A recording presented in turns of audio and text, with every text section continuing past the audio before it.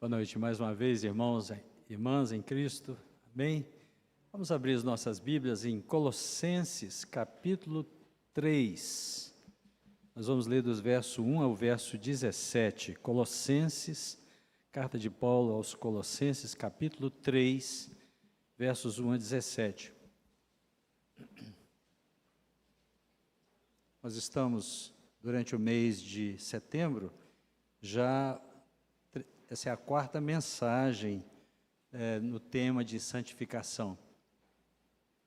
E a pastor Alex, pastor Edson já trouxeram mensagens aqui nesse tema e hoje ainda mais uma mensagem sobre as virtudes cristãs. Eu vou fazer a leitura a partir do verso 1, capítulo 3. Portanto, se fostes ressuscitados, juntamente com Cristo, buscai as coisas lá do alto, onde Cristo vive, assentado à direita de Deus. Pensai nas coisas lá do alto, não nas que são aqui da terra, porque morrestes, e a vossa vida está oculta juntamente com Cristo em Deus. Quando Cristo, que é a nossa vida, se manifestar, então vós também sereis manifestados com ele em glória. Fazei, pois, morrer a vossa natureza terrena, prostituição, impureza, paixão lasciva, desejo maligno e avareza, que é a idolatria. Por estas coisas é que vem a ira de Deus sobre os filhos da desobediência. Ora, nessas mesmas coisas andastes vós também, noutro tempo, quando vivieis nelas. Agora, porém, despojai-vos igualmente de tudo isso: ira, indignação, maldade, maledicência, linguagem obscena do vosso falar. Não mintais uns aos outros, uma vez que vos despistes do velho homem com seus feitos, e vos revestistes do novo homem que se refaz para o pleno conhecimento, segundo a imagem daquele que o criou, no qual não pode haver grego, nem judeu, circuncisão, nem incircuncisão, bárbaro, cita, escravo, livre, porém Cristo é tudo em todos. Nós vamos ler juntos do verso 12 ao verso 17, todos nós. Revesti-vos, pois, como eleitos de Deus, santos e amados, de ternos afetos de misericórdia, de bondade, de humildade, de mansidão, de longanimidade, suportai-vos uns aos outros, perdoai-vos mutuamente, caso alguém tenha motivo de queixa contra outrem. Assim como o Senhor vos perdoou, assim também perdoai vós. Acima de tudo isto, porém, esteja o amor, que é o vínculo da perfeição. Seja a paz de Cristo o árbitro em vosso coração, a qual também fostes chamados em um só corpo, e sede agradecidos.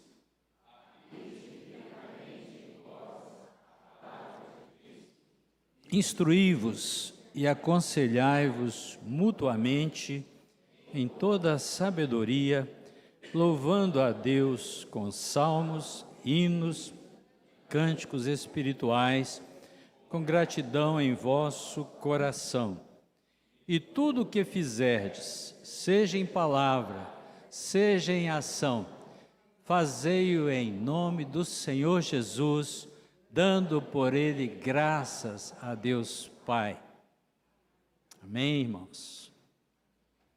Vamos orar mais uma vez. Pai Celeste, graças te damos porque estamos aqui na tua casa e nessa noite fala ao nosso coração como o Senhor tem falado ao meu coração, Pai, que eu possa transmitir a tua palavra com fidelidade, que as palavras dos meus lábios e o meditar do meu coração sejam agradáveis na tua presença, Senhor, rocha minha e redentor meu. Amém? Amém, irmãos? Irmãos, a obra de Cristo com relação ao pecado, ela é vista em 3 etapas. Na primeira etapa, Cristo nos livra da culpa do pecado. Então, isso é o que nós chamamos de justificação. Pela sua morte na cruz do Calvário, Ele nos torna justos, sendo nós ainda pecadores. É um ato de Deus, justificação. É o momento que Deus nos considera justos com base na obra completa do Senhor Jesus Cristo e do seu sacrifício na cruz do Calvário. Isso é coisa, está no nosso passado. No nosso passado. A segunda etapa da obra de Cristo, com relação ao crente, é o que nós chamamos de santificação. Primeiro, Ele nos livra da culpa do pecado e a nossa justificação. Em seguida, Ele começa a nos livrar do domínio do pecado. É que nós chamamos de santificação. Ontem, na reunião da SAF, a Jussara deu uma ilustração muito interessante quando ela explica a justificação para as crianças. Ela fala de uma escada. Você está numa escada, você sobe um degrau, sobe mais um, às vezes você para num degrau, às vezes você desce um pouquinho a escada, sobe 2, mas é um processo. E essa parte nós chamamos de santificação. É um ato. A justificação é um ato, mas a santificação não, ela é um processo que dura toda a nossa vida, e que é imperfeita, é incompleta até desse mundo, ela termina na nossa morte, quando seremos santificados plenamente. Aí sim seremos transformados para sermos iguais a Ele. E essa terceira etapa na obra de Cristo é que nós chamamos de glorificação. A glorificação será então na sua segunda vida, quando Ele nos ressuscitar dos mortos e nos livrar da presença do pecado em nós. Essa parte é futuro. Então, no passado, Cristo nos livrou da culpa do pecado. Justificação. No presente, está nos livrando do domínio do pecado, é um processo, santificação. E no futuro vai nos livrar da presença do pecado em nós. A glorificação, então, será um ato com efeitos eternos, representando a nossa vida imortal no novo céu e na nova terra. Aleluia por isso. Irmãos, então isso é importante por várias coisas. Primeiro delas é que a santificação, ela só pode ser entendida, ela pressupõe que houve a justificação primeiro, que é a obra exclusiva de Cristo nas nossas vidas. Só pode ser santificado quem já foi justificado. Segundo é que a santificação, irmãos, ela não inclui a ausência do pecado. A ausência do pecado acontece na terceira etapa, na glorificação. Portanto, quando Deus nos justifica, que é a primeira etapa, Ele não nos tira do pecado. Quando Ele nos santifica, Ele quebra o domínio do pecado em nós, mas não tira o pecado de nós. E só na terceira etapa, nós seremos livres, totalmente livres da presença do pecado. Todos nós aqui, eu creio que já estamos nessa segunda fase, se cremos que todos aqui já foram justificados, mediante a fé na obra completa do nosso Senhor e Salvador Jesus Cristo, mediante o seu Espírito Santo, modificando e quebrando o poder do pecado. Irmãos, o Espírito Santo, portanto, nos desperta para nós vivermos de acordo com a vontade de Deus, ativando a nossa vontade, o nosso querer, os nossos desejos, e nos orientando para Deus, né? para o que Ele reservou para cada um de nós. Amém, irmãos? Eu chamo a sua atenção para o fato de que a doutrina reformada da santificação, ela diverge um pouco do ponto de vista, por exemplo, de vista dos liberais, né? Que acreditam que a santificação é alguma coisa que não tem efeito prático nenhum efeito concreto aqui no mundo. Os liberais pensam assim, porque nós cremos, irmãos, que a santificação ela é percebida. Ela vai resultar, sim, em mudança de vida, mudança de atitude, quebra de velhos hábitos, né? Incorporação de novos hábitos, novos costumes, né? Em relação a Deus, num crescendo contínuo. Isso pode ser percebido, é uma coisa que pode ser mensurada, pode ser vista também. Então, nossa doutrina da santificação também ela diverge de algumas visões, como do pentecostalismo, que associa a santificação com exercícios de dons espirituais extraordinários, como línguas e profecias. Nós entendemos, irmãos, que o próprio exemplo da igreja de Corinto não aprova esse aspecto. Por quê? Basta lembrarmos que a igreja de Corinto era uma igreja onde os dons espirituais estavam todos eles em funcionamento, particularmente dons de línguas, dons de profecia, mas é a única igreja que o apóstolo Paulo se refere como sendo igreja carnal.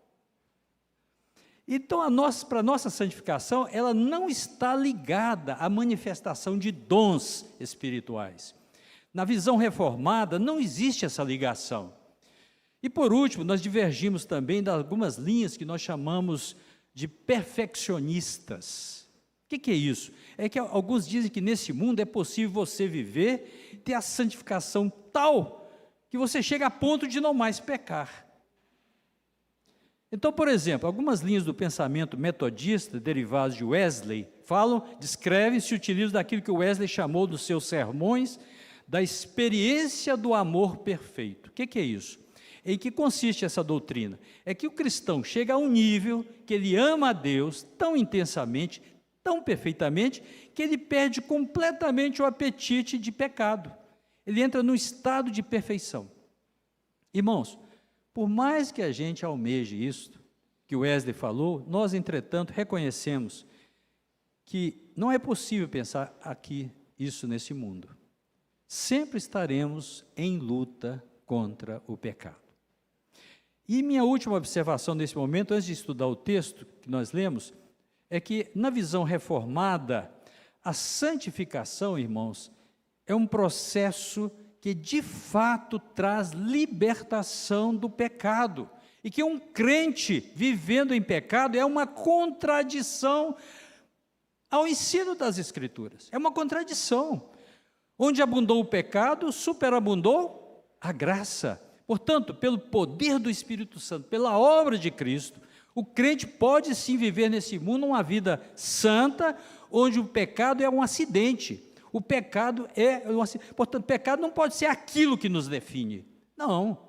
Você não pode ser conhecido por alguém de boca suja, alguém que é fofoqueiro, alguém que é mentiroso, alguém que se mete nos assuntos dos outros, que é imoral, alguém que é pornográfico, impuro, adúltero, desonesto, de temperamento explosivo.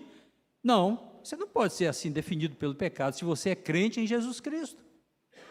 Pecado deve ser sim uma exceção na vida do crente. Amém, irmãos? Isso é o que eu creio que a palavra de Deus nos ensina. Portanto, na perspectiva reformada, nós somos santificados da mesma maneira que nós somos salvos. É pela graça, mediante Jesus Cristo. Esse é o ponto que Paulo destaca nos seus ensinos. Se você pegar Romanos, capítulo 6, o pastor Edson já fez um estudo aqui sobre isso, é muito interessante, exatamente mostrando isso. Mas abrindo a Bíblia aqui em Colossenses capítulo 3, eu queria destacar hoje à noite apenas os versículos de 12 a 17. Eu queria depois pedir aos meninos que estão lá atrás, quando eu pedir os versículos, colocasse novamente esses versículos na tela. Por quê? Porque nesse texto o apóstolo Paulo fala das evidências da santificação nesse texto. Paulo vai mostrar para nós 3 verdades que eu gostaria de destacar nessa noite aqui com os irmãos. Primeiro, o fundamento da santificação. Irmãos, a santificação está fundamentada nas bênçãos que nós já recebemos de quem? De Deus. Só podemos ser santos se nós já recebemos determinadas bênçãos de Deus, que são fatos concretos na nossa vida, da nossa história. Que fatos são esses? Que bênçãos são essas, irmãos? Revesti-os, verso 12, como eleitos de Deus. Olha o verso 12. Primeira verdade, você foi escolhido por Deus. Você foi escolhida por Deus. Irmãos, Deus escolheu você. Não foi você que escolheu Deus. Deus escolheu você não porque Ele observou as suas virtudes, mas Deus os escolheu e nos escolheu quando? Antes da fundação do mundo.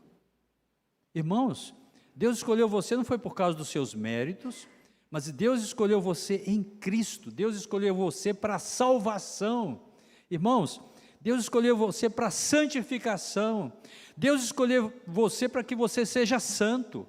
Deus escolheu você, tem um propósito, há uma proposição divina.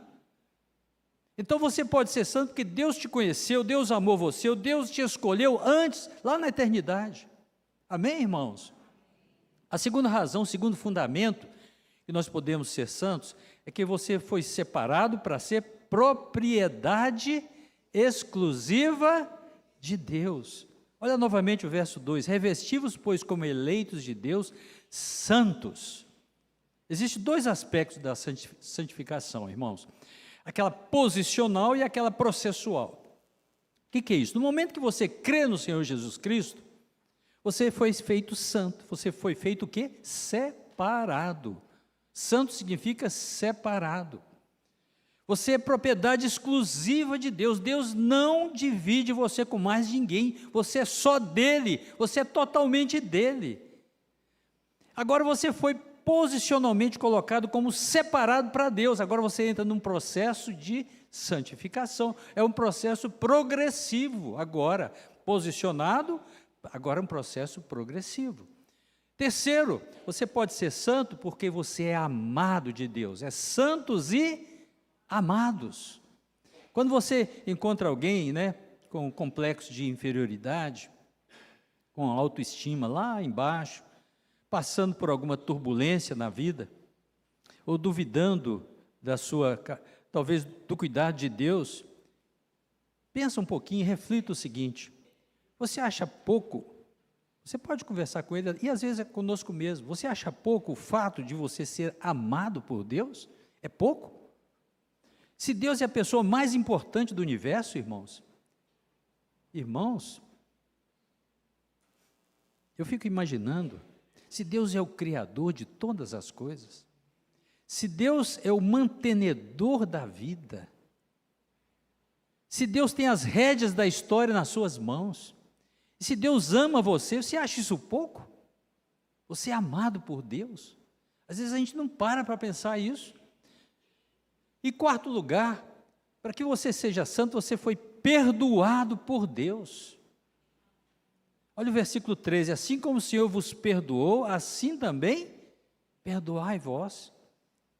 Não importa quão grave tenha sido o seu pecado, não importa quão profundo você tenha caído, não importa quão longe você foi, não importa quantas vezes você caiu, Deus é o Deus que perdoou você, por causa do sacrifício do seu Filho.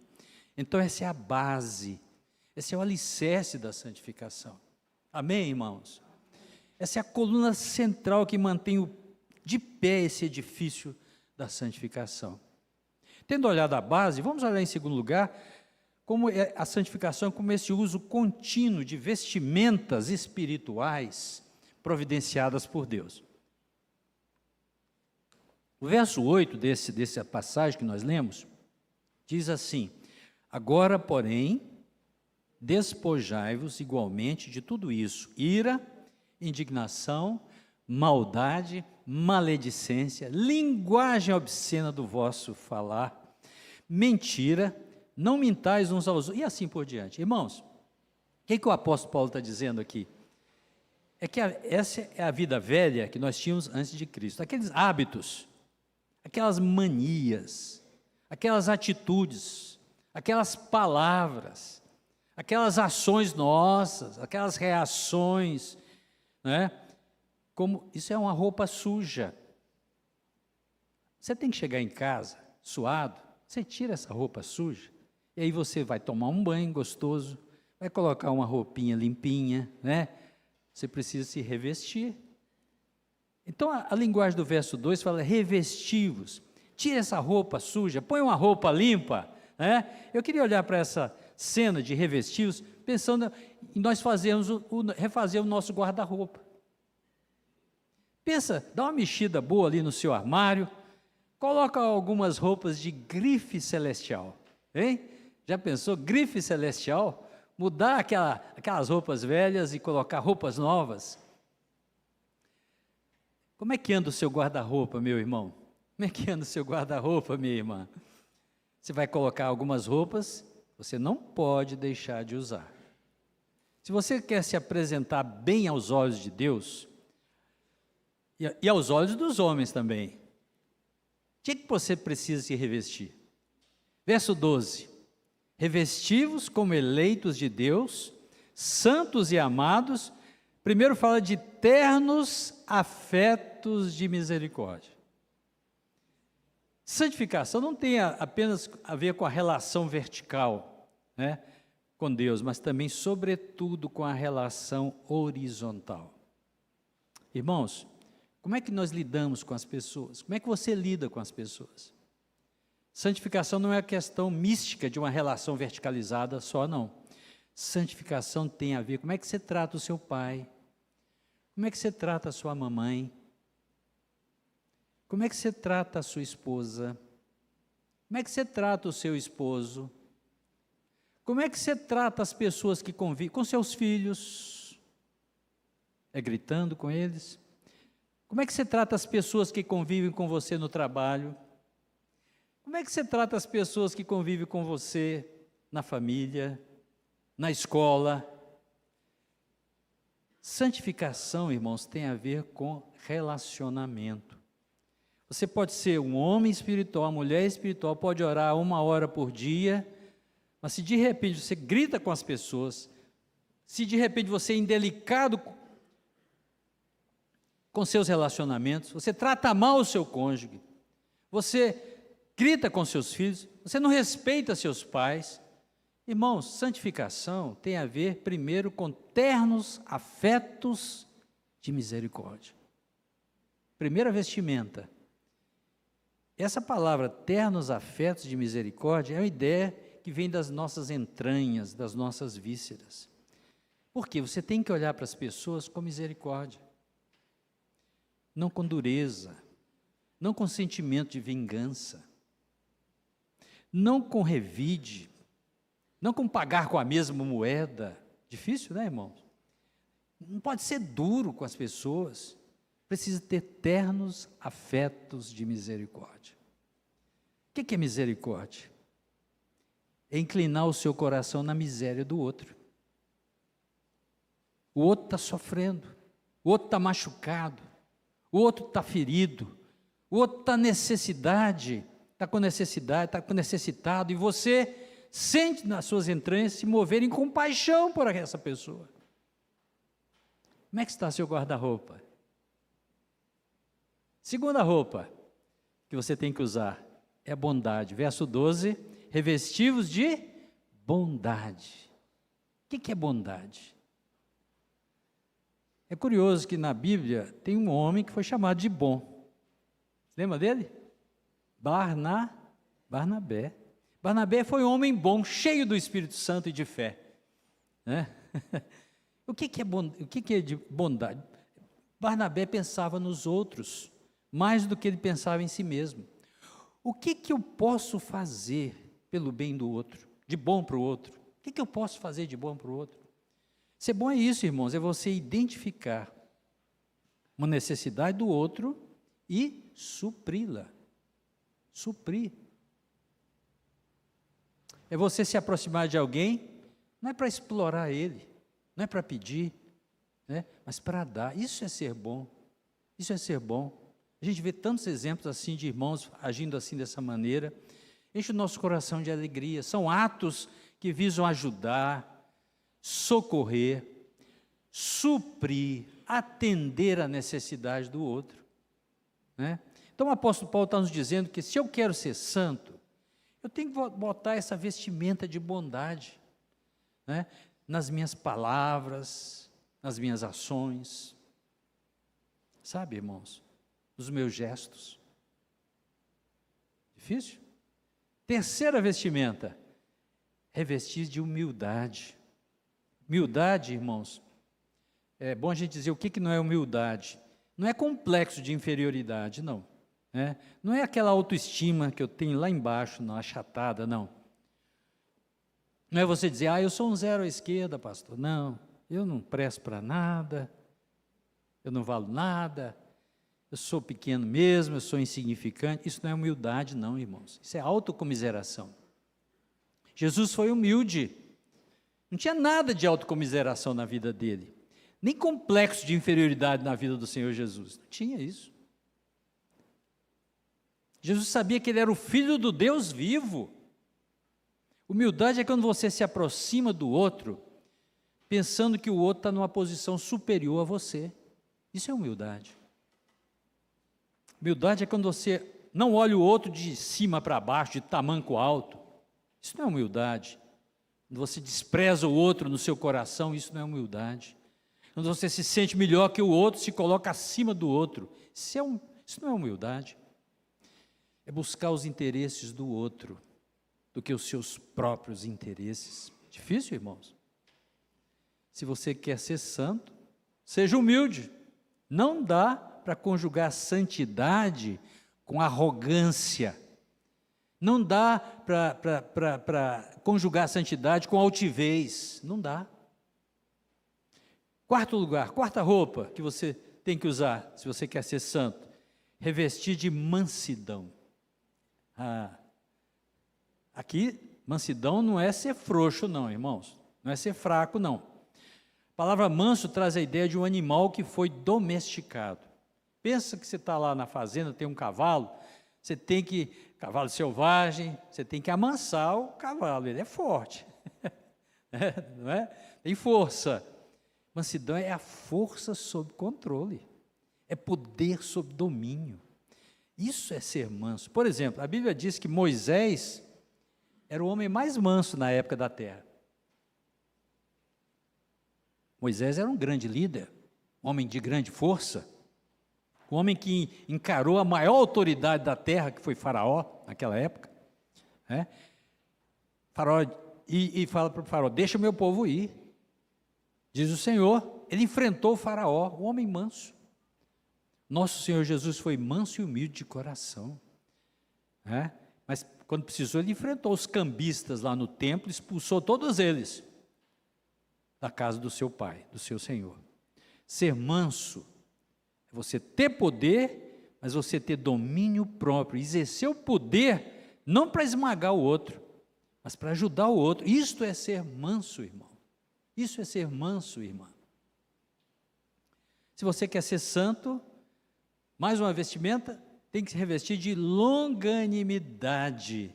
Longanimidade. O que é isso? Essa palavra significa paciência com pessoas complicadas. Ixi, eu preciso de muita. Paciência com pessoas complicadas. Longanimidade. Havia duas palavras no grego para paciência. Uma é a palavra paciência com circunstâncias difíceis. E a outra, longanimidade, é paciência com pessoas complicadas. Longanimidade. O que é isso? É a ideia de um ânimo espichado ao máximo. Quem já foi pequeno, trabalhou com bodoque, com estilingue, tem uma partezinha de madeira, aí você coloca uma borrachinha e você espicha, põe uma mamoninha ali e tal, O Ita, foi da sua época isso? Não, né? Foi também da sua época? Da minha também. Também, né? Acho que o pastor Adalberto gostava de um boloquinho, de um espírito. Como é que chama aqui? É estilingue que chama aqui? Estilingue, né? Pois é. Você puxa e ainda dá para puxar mais. Isso é longanimidade. Você tem uma paciência triunfadora. Pessoa pega no seu pé, pessoa te irrita, te enerva. Em vez de você pagar com a mesma moeda, em vez de você se exasperar, de perder o controle, em vez de você brigar, às vezes a gente xinga, né, irmãos? Você tem que ter controle. Longanimidade. Espiche um pouco mais o ânimo. Isso é longanimidade? Ser longânimo, irmão? Quer ser santo, tem que ser longânimo. Viu, Marcos? Tá vendo aí, ó? Ela te puxou aí, não sei porquê, viu? Brincadeira. Tem que ser longânimo. Não dá para ser santo e ser exasperado. Não dá para ser santo e ser uma pessoa briguenta, ranzinza. Não dá. Aquela pessoa que quebra o pau com todo mundo, toda hora, não dá para ser santo. Mais uma vestimenta para ser santo. Sexto lugar, suportar o seu irmão. Suportai-vos uns aos outros. Olha que vestimenta legal. Não é aquela ideia, eu tenho que aguentar o irmão. Não é isso não, irmãos. Tem gente que acha que suportar os irmãos não, tem pessoa que não é fácil de aguentar, pastor. A ideia não é essa não, a ideia aqui é de servir de suporte. Suportar é servir de suporte. É oferecer o seu ombro, é você pegar aquele irmãozinho complicado, dizer, vem cá, irmão, quero te ajudar, meu irmão. A nossa tendência, quando vem uma pessoa assim complicada, a gente quer pular fora, né? Lá não, vou conversar com outro ali, que lá vem aquele cara aqui do meu lado, eu vou cair fora, né? Eu não quero ser abordado. Suportai-vos uns aos outros. Olha que vestimenta, que grife angelical, hein? Se você quer ser santo, faça isso, suportai-vos uns aos outros. Sétima vestimenta, perdão. Perdoai-vos mutuamente, caso alguém tenha motivo de queixa contra outrem. Primeiro, perdoa. Cristianismo, não tem cristianismo sem perdão, não. Não tem. Mas seria justo, se tivesse, se alguém... ninguém merece perdão. Se merecesse, irmãos, não seria perdão, seria justiça. Não seria perdão.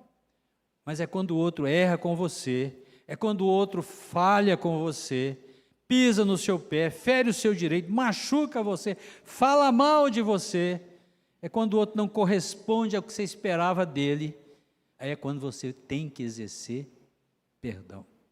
Difícil? Primeiro, todos nós temos queixa uns dos outros, quem não tem queixa aqui um do outro? Significa que nós somos uma igreja, irmãos. Não fomos glorificados ainda, não chegamos no céu. Então, muitas vezes, nós vamos falar coisas que os outros não vão entender. Eu falo A, a pessoa entende B. Não acontece isso com você? Comigo acontece. Você vai fazer coisa que você acha que está fazendo certo, o outro acha que você está fazendo errado.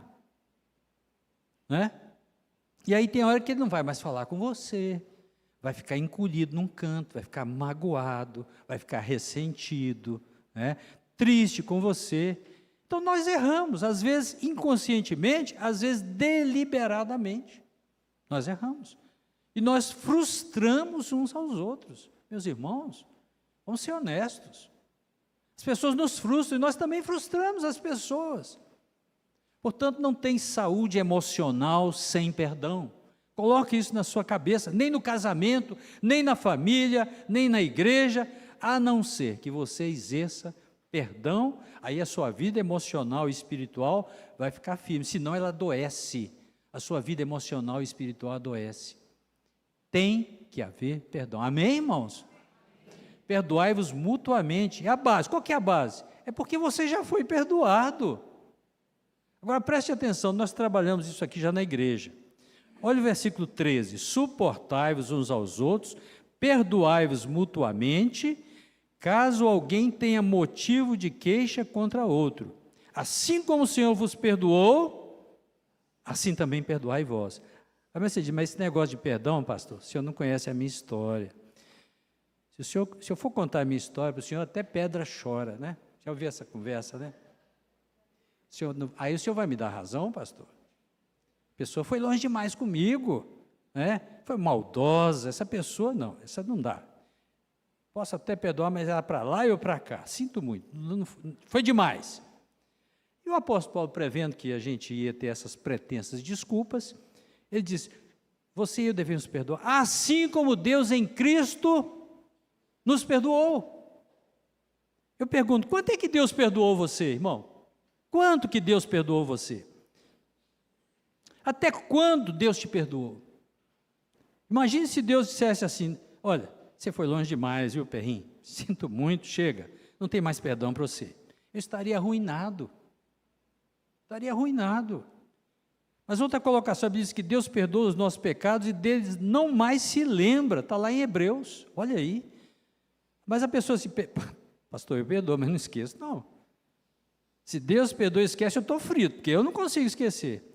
Eu também não esqueço, não, irmãos. Perdoar não é ter amnésia, não. De jeito nenhum.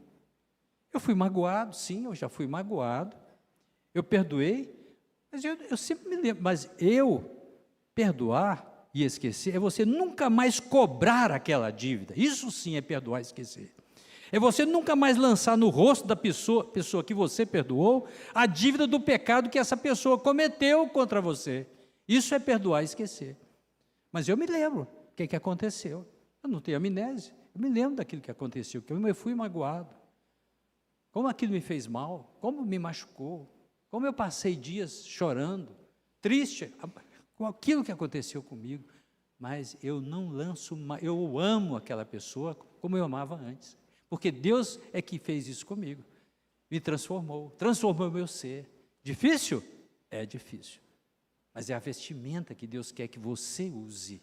Se você não está usando, cuidado, irmãos, é bíblico. Finalmente, a última vestimenta que você precisa, verso 14, acima de tudo isso, porém, esteja o amor, que é o vínculo da perfeição. O que é vínculo? Olha aqui, ó. Isso aqui é um vínculo. Isso aqui é um vínculo. Está ligado meu corpo à minha manga, é o vínculo. É aquilo que une as demais virtudes para trazer sentido, é o vínculo. Irmão, sem amor não há cristianismo. Não há cristianismo. Você não pode ser um cristão sem amor. Jesus foi muito claro: nisso conhecerão todos os que sois meus discípulos, se tiverdes amor uns para com os outros. Amém, irmãos? Sou eu que estou falando, não, está na Bíblia. Então, quem sabe está na hora de você sondar o seu coração e dizer: Senhor, eu amo verdadeiramente? Eu amo verdadeiramente?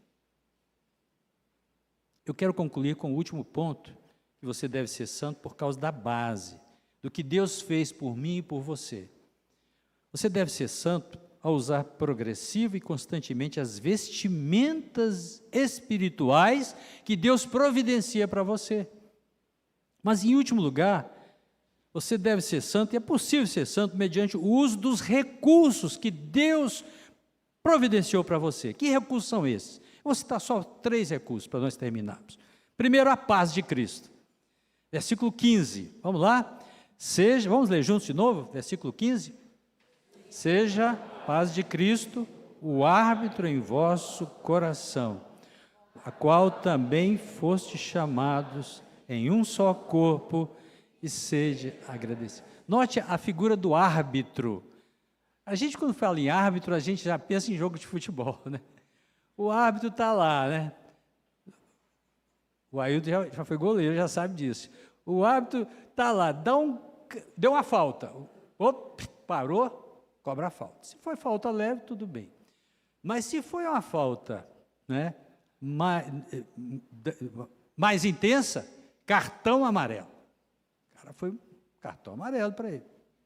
Se a falta foi gravíssima, cartão vermelho e fora, está expulso. Não é verdade? O que Paulo está dizendo? É que você pode identificar se você está vivendo uma vida de santidade. Um árbitro está dentro de você. Como se chama esse árbitro? Paz de Cristo. Paz de Cristo. Irmãos, seu coração está angustiado?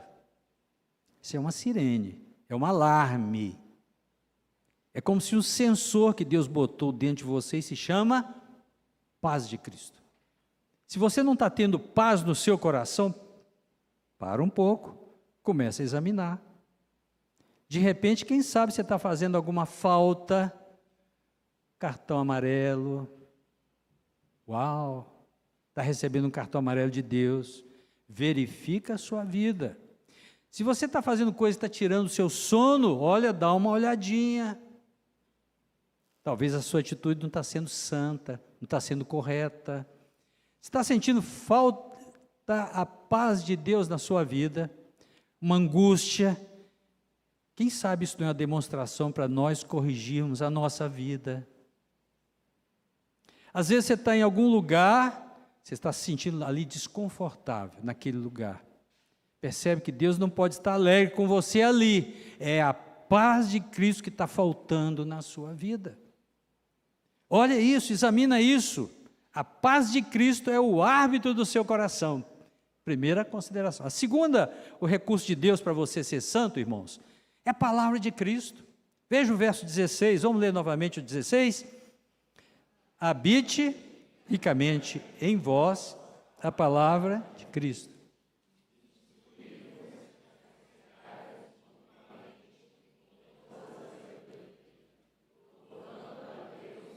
Salmos e hinos e cânticos espirituais, com gratidão em vosso coração.